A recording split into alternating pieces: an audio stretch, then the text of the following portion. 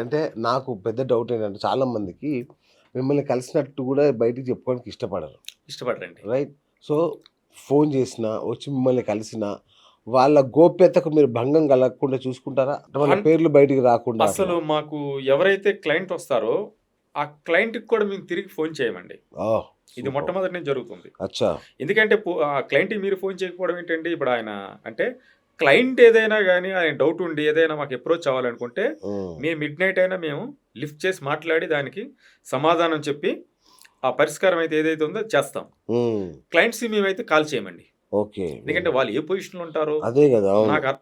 మాకు గాని, మా స్టాఫ్‌కి గాని, మా హ్మ్. డాక్టర్స్‌కి గాని ఎవరికి కూడా నా విషయం తెలీదు కాబట్టి మేము తిరిగి ఫోన్ చేయడం అనేది ఎప్పుడూ ఉండదు సార్. హ్మ్. క్లయింట్‌కే చెప్పడం. Super sir. ఇంకో చాలామంది వాళ్ళు సొంత పిల్లలు ఇబ్బంది పడే పరిస్థితిలో కూడా మా అపార్ట్మెంట్‌లో ఒక వాచ్‌మెన్ ఉన్నాడండి. ఆయన త్రాగేస్తున్నాడు.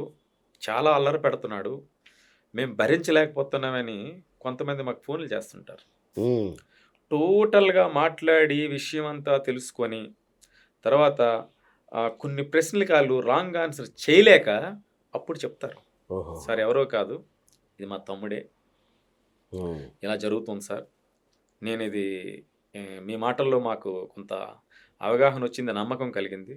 నేను రేపు రావచ్చని ఆయన ఏదో ఒక సూపర్. Appointment time super. తీసుకొని వస్తుండడం జరుగుతుంది సార్. హ్మ్. ఇది చాలా సార్లు మేము ఫేస్ చేసాం. సూపర్. సో, గోప్యంగానే